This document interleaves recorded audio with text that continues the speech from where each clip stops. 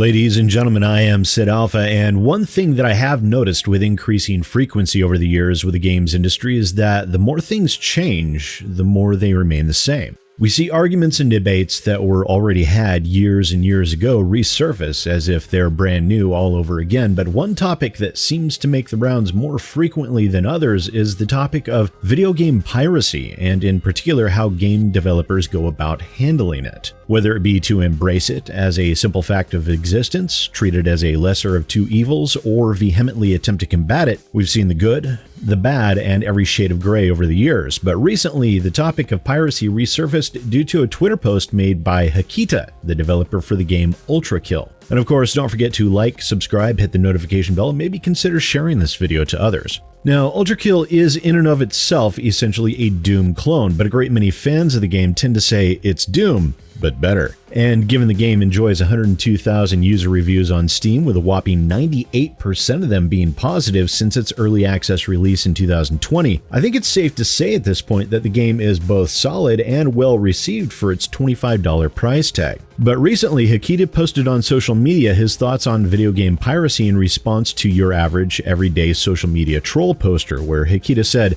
"As a creator of said game, you should support indies if you can, but culture shouldn't exist only for those who can afford it. Ultrakill wouldn't exist if I hadn't had easy access to movies, music, and games growing up. If you don't have the money, you can support via word of mouth." He continued by saying, "Even the more business-minded people around can recognize that if you pirate a game, then enjoy it, spread word about it, and get someone else to buy it, that's at worst an equal trade, at best an additional sale that wouldn't have happened if you hadn't pirated it." And of course, there have been an overwhelming number of people that agree with his sentiments, and some people that, of course, disagree. And of course, the topic of video game piracy and its effects, whether perceived or real, have begun to resurface once again. Now, the concept of piracy has been around for as long as there's been any form of media, whether it be books, movies, television shows, and yes, video games. Piracy has resulted in copy protection and DRM, which has had to grow ever more sophisticated over the years as methods of circumvention are created to allow for piracy to continue.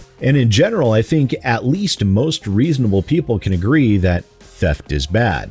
After all, you're taking something that doesn't belong to you, it belongs to someone else. But what about when the people that thing belongs to doesn't mind if you do steal it?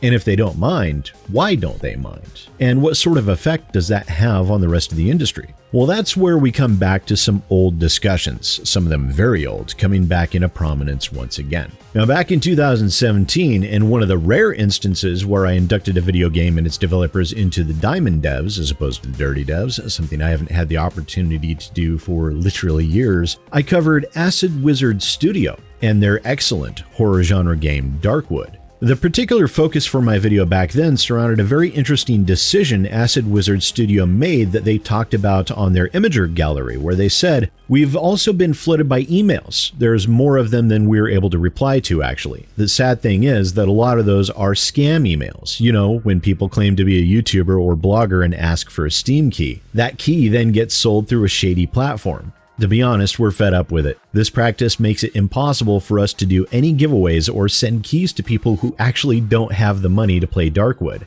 Steam lets you refund a game if you haven't played it for more than 2 hours, and as a developer, we can see the reason why people refunded it. When we read the explanation from someone who wrote that he needed the refund because he didn't want his parents to be stressed out when seeing the bill at the end of the month, well, it made us feel quite bad.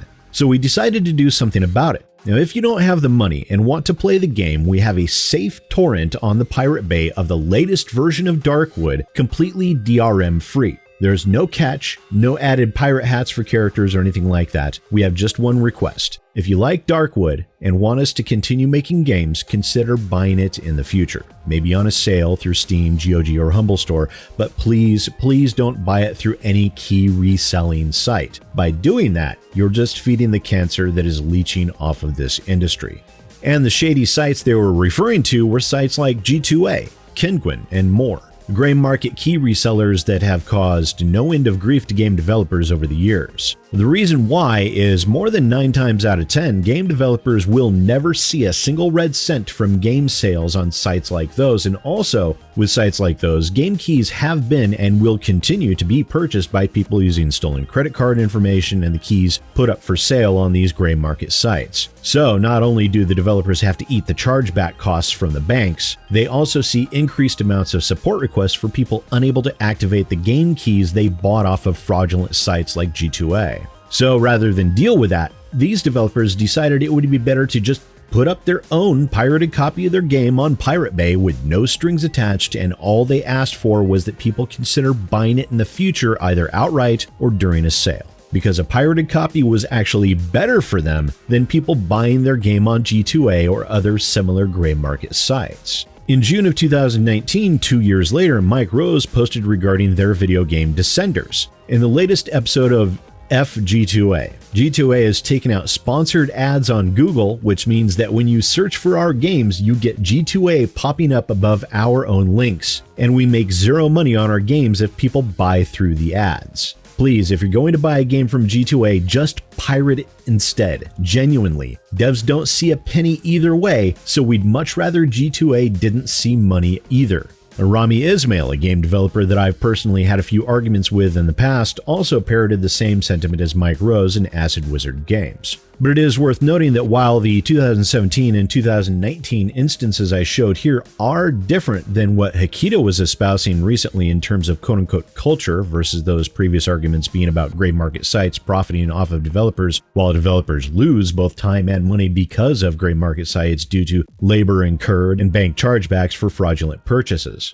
Between the two, there are similarities that I think bear pointing out, but for the more hardline people who are dead set that piracy is wrong, hands down, full stop, do not pass go, do not collect $200, I would like to remind those people that there was a study conducted about a decade ago but was actively suppressed by the EU for a couple of years due to the fact that the results showed them something they didn't want to see, and more importantly, something they didn't want us to see either. Remember, back then the EU was on a massive anti-piracy political standing, and so they commissioned the study. The study showed, and I will link to the full study down in the pinned comment down below, that for video games, piracy actually bore out to help drive towards legitimate and legal purchases. Now, the study does go into great detail, but this is essentially the summary. Of the respondents in the study, for video games, on average, video game piracy helped drive people towards legitimate purchases by 24%, where with music, there was no appreciable positive or negative impact to sales, and film, TV, and book sales suffer about a 27% and 38% loss, respectively. A quote, "For games, the estimated effect of illegal online transactions on sales is positive, implying that illegal consumption leads to increased legal consumption. This positive effect on illegal downloads and streams on the sales of games may be explained by the industry being successful in converting illegal users to paying users." And that supposition about the games industry being good at converting people to paying users is accurate, because there are a lot of people that will want to support developers if the game is good or if new DLC comes out or any other number of reasons. Specifically because video games as a form of entertainment are fundamentally different in how they are provided to the consumer and how they are consumed, and I would argue better than every other form of entertainment ever created previously. But it's that understanding of how things work that all of these developers share with each other. It's not altruistic, mind you. Well, it was partially that with Acid Wizard Studio, but rather, for all of them, the one thing that they share here was a sense of pragmatism and sensibility. Now, piracy is going to happen. There is no world in which video game piracy disappears forever.